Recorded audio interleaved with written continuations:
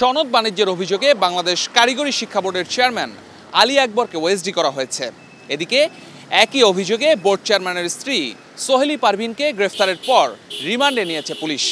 গোয়েন্দারা বলছেন একই অনিয়মে আরও অন্তত 30 শিক্ষক কর্মকর্তা শনাক্ত করেছেন তারা। আমাদের কথার আজকের আয়োজনে নিয়ে দর্শক, আমি শফিকুল হক আপনাদের সবাইকে আমন্ত্রণ জানাচ্ছি এটিএন নিউজের নিয়মিত আয়োজন আমাদের কথায়। কারিগরি শিক্ষা বোর্ডের সনদ বাণিজ্যে জালিয়াতি নিয়ে আপনাদের মতামত শুনবো, তবে তার আগে চলুন দেখে আসি এ বিষয়ে এটিএন নিউজে প্রচারিত একটি প্রতিবেদন। বাংলাদেশ কারিগরি শিক্ষা বোর্ডের কম্পিউটার সেলের সিস্টেম অ্যানালিস্ট AKM শামসুজ্জামান, যিনি একাই প্রায় 5000 সার্টিফিকেট বিক্রি করেছেন। এসব সার্টিফিকেট তৈরি করেছেন রাজধানীর মিরপুরের দক্ষিণ পীরেরবাগের বাসায়। এরপর পরীক্ষার্থীর তথ্য এবং সার্টিফিকেট সহ অন্যান্য কাগজপত্র বোর্ডের ওয়েবসাইটে আপলোড করেছেন। গত 1 এপ্রিল শামসুজ্জামানের বাসায় অভিযান চালিয়ে তাকে সহ আরেক সহযোগী ফয়সালকে গ্রেপ্তার করে ঢাকা মহানগর গোয়েন্দা পুলিশ। সে সময় সার্টিফিকেট তৈরির বিশেষ কাগজ, কম্পিউটার, ল্যাপটপ ও প্রিন্টার সহ বেশ কিছু আলামত জব্দ করা হয়। তাদের দেয়া তথ্যে চক্রের আরেক সদস্য কুষ্টিয়ার গড়াই সার্ভে ইনস্টিটিউটের পরিচালক সানজিদা আক্তার কলিকেও গ্রেপ্তার করে ডিবি। ওই ঘটনায় মামলা হলে তদন্ত শুরু করে ঢাকা মহানগর গোয়েন্দা পুলিশ। তদন্তে বোর্ড থেকে শুরু করে বিভিন্ন জেলা উপজেলা পর্যায়ের কারিগরি শিক্ষা প্রতিষ্ঠানের 25 থেকে 30 শিক্ষক ও কর্মকর্তাকে শনাক্ত করে তারা। এর মধ্যে বোর্ডের চেয়ারম্যানের স্ত্রী সেহলা পারভিন, ঢাকার কামরাঙ্গীচরের হিলফুল ফুজল ও যাত্রাবাড়ির ঢাকা টেকনিক্যাল স্কুল অ্যান্ড কলেজের প্রধানদেরও গ্রেপ্তার করে গোয়েন্দারা। ঢাকা মহানগর গোয়েন্দা পুলিশের অতিরিক্ত কমিশনার হারুন অর রশিদ জানান, চক্রটির সার্টিফিকেট বেচার বিষয়টি মন্ত্রণালয় থেকে শুরু করে বিভিন্ন গণমাধ্যমের অনেকেই জানত, তবে টাকায় ম্যানেজ হয়েছে সবাই। এই অ্যানালিস্টের বিরুদ্ধে যখন আমাদের দুদকের 2-1 কর্মকর্তা তার নামে একটা ফাইল খুলে তার সাথে আবার ওই সিদ্ধেশ্বরীতে বসে একাধিক কথাবার্তা বলে সেটাও স্থগিত হয়ে যায়। মন্ত্রণালয়ের কিছু কর্মকর্তা যখন এটাকে আবার তদন্ত শুরু করার পরে বলে এটা তো কম্পিউটারের বিষয়, এটা কম্পিউটার কাউন্সিল এটা ভালো তদন্ত করতে হবে। তিনি বলেন, কোনো শিক্ষা প্রতিষ্ঠান কিংবা ছাত্রছাত্রীর তথ্য সংযোজন, বিয়োজন ও পরিবর্তন করতে পারেন সংশ্লিষ্ট শিক্ষা বোর্ডের চেয়ারম্যান বা পরীক্ষা নিয়ন্ত্রক। সার্টিফিকেট বেচার সাথে তাদের সম্পৃক্ততা আছে কিনা সেটিও তদন্ত করছে গোয়েন্দারা। আমরা চেয়ারম্যানকেও আমরা প্রয়োজন বোধে যদি আমরা তথ্যপত্র তার সাথে তাকে আমরা জিজ্ঞাসাবাদ করব, তাকে আমরা যে কোনো সময় জিজ্ঞাসাবাদ করার জন্য তাকে আমরা ডাকব। কারিগরি শিক্ষা বোর্ডের দালাল এবং বিভিন্ন প্রতিষ্ঠানের যে প্রিন্সিপাল সহ যারা জড়িত তাদের প্রত্যেককে আমরা আইনের আওতায় নিয়ে আসবো। সার্টিফিকেট কেনা বেচার তথ্য হোয়াটসঅ্যাপের মাধ্যমে দেয়া নেয়া করত চক্রটি। Moniruzzaman, ATN news, Dhaka. দর্শক, প্রতিবেদনটি দেখছিলাম, এবার চলুন দেখে আসি বাংলাদেশ কারিগরি শিক্ষা বোর্ডের সনদ জালিয়াতি নিয়ে সাধারণ মানুষ কি বলছে। এই যে জালিয়াতিটা যেটা হয়েছে আজকে আমি খবরে দেখেছি, কিন্তু এটা আমাদের জন্য খুবই ন্যাক্কারজনক। আমরা আদার ডিস্ট্রিক্ট থেকে চিন্তা করতে গেলে একবারে খুবই জঘন্য একটা কাজ। এই কাজের জন্য আমাদের কত যে খেসারত দিতে হবে আমরা নিজেরাও বুঝতে পারতেছি। আমরা সবাই যারা নাগরিক, বাংলাদেশের নাগরিক হিসাবে আমরা মনে করি যে এটা শাস্তিটা হওয়া উচিত, কারণ এটি শাস্তি যদি না হয় তাহলে এগুলো দিনার দিন বাড়বে। সবাই যদি সদিচ্ছা নিয়ে কাজ করে তাহলে আসলে এটা প্রতিরোধ করা সম্ভব, এবং শুধু প্রতিরোধই না, এটা একদম স্বনির্মূলে উপরে ফেলা সম্ভব। আমার মনে হয় আপ টু বটম এটা নতুন করে সাজিয়ে এবং ব্যাকগ্রাউন্ড চেক করে তারপরে এটা নিয়োগের ব্যবস্থা করা উচিত বলে মনে হয়। এতে করে দেখা যাবে যে কারিগরি একটা গুরুত্বপূর্ণ একটা শাখা আমাদের বর্তমান বিশ্ব এবং আমাদের দেশ তো অবশ্যই।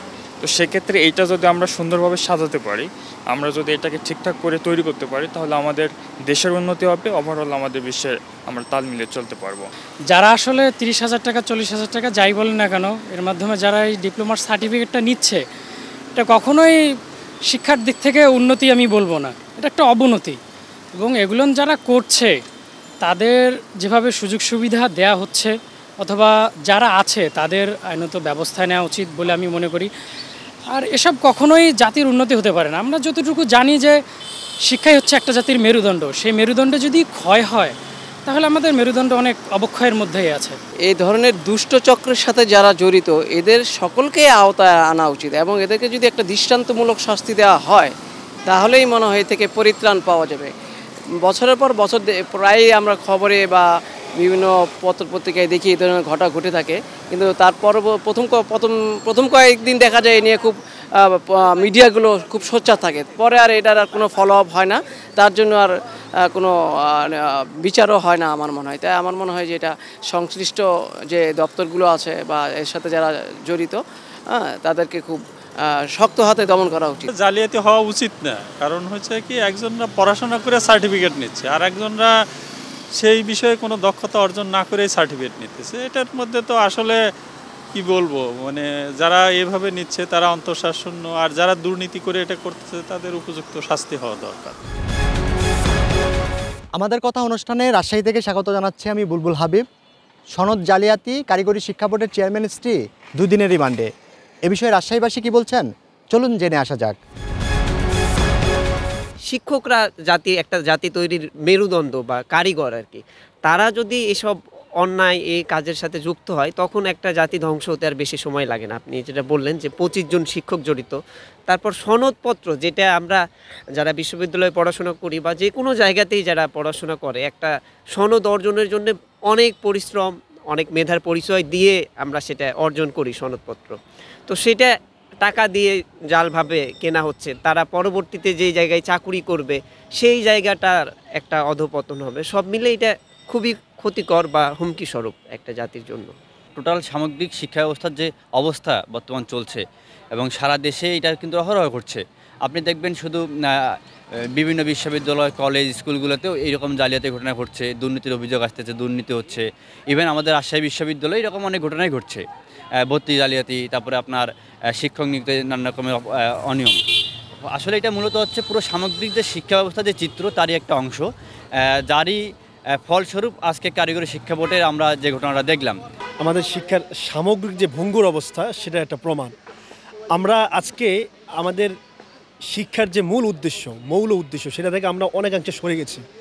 শিক্ষা একটা জাতিকে সভ্য মানায়, শিক্ষা একটা জাতিকে আদর্শবান জাতি হিসেবে গড়ে, কিন্তু শিক্ষার মৌল উদ্দেশ্য যখন আজকে পুঁজিবাদী এই সিস্টেমের প্রভাবে যখন মানুষের অর্থ উপার্জন, কেরিয়ার ডেভেলপ এবং কাঁচা পয়সা উপার্জন হয়ে গেছে, তখন এটা স্বাভাবিক শিক্ষা তার মূল উদ্দেশ্য থেকে সরে পড়েছে এবং দেখা যাচ্ছে যারা শিক্ষার সাথে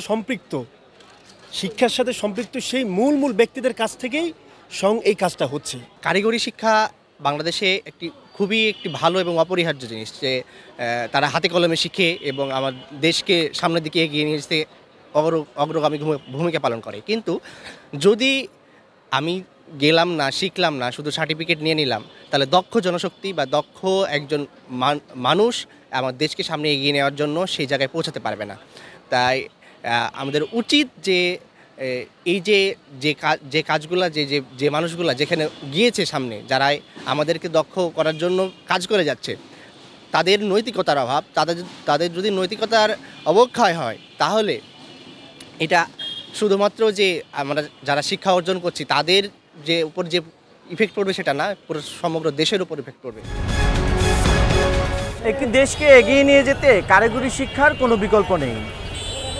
সেই জায়গায় বাংলাদেশ কারিগরি শিক্ষা বোর্ডের খোদ চেয়ারম্যানের স্ত্রী শিক্ষা সনদ জালিয়াত চক্রের সঙ্গে জড়িত, যার দায়ে তাকে 2 দিনের রিমান্ডে নেওয়া হয়েছে। আমাদের কথা আজকের পর্বে কুমিল্লা থেকে যুক্ত আছি আনোয়ার হোসাইন। এ নিয়ে কী ভাবছে সাধারণ মানুষ, শুনবো তাদের মতামত। একজন শিক্ষা বোর্ডের প্রধানের স্ত্রী হয়ে যদি তিনি সেই কাজ করে, তাহলে তিনি তো একদম দেশদ্রোহীর মতো কাজ করছে। রাজাকার যেই কাজ করছে তিনি সেই কাজের চাইতেও জঘন্য কাজ করছে। উনি একই সাথে দেশের ক্ষতি করছে, সাথে মানুষজনেরও ক্ষতি করতেছে। এখন এই ক্ষেত্রে ওনার যথেষ্ট শাস্তি দাবি করতেছে এবং এটা যদি ভবিষ্যতে এরকমভাবে হতে থাকে তাহলে দেশের খুবই খারাপ অবস্থা আমরা দেখতে পাবো ভবিষ্যতে। উচ্চপদস্থ কর্মস্থল যারা আছে তারা এটা নিয়ে তদন্ত করা উচিত। প্লাস আপনার যে কারিগরি শিক্ষা ব্যবস্থাটা আছে ওইটার বোর্ড আর আমাদের যে জেনারেল বোর্ড এটা একসাথে ইনভলভ হয়ে একসাথে সব কিছু করতেছে। তো এইভাবে যেহেতু জাল সনদ তৈরি করতেছে, এই ব্যাপারে তদন্ত করে এটা তার মানে অতি শীঘ্রই আপনার দমন করা উচিত। আমাদের আগামী প্রজন্ম ঝুঁকিপূর্ণের মাঝে পড়ে যাবে এবং কি তাদের দিকে তাকিয়ে আমাদের সামনে ভবিষ্যৎ অন্ধকারের দিকে পরিণতি হচ্ছে আমার মনে হচ্ছে। এই ছিল আমাদের কথার আজকের আয়োজনে। আবার ফিরবো অন্য কোনো দিন অন্য কোনো বিষয়ে আপনাদের মতামত জানতে। সে পর্যন্ত ভালো থাকুন, সুস্থ থাকুন আর সঙ্গে থাকুন এটিএন নিউজের।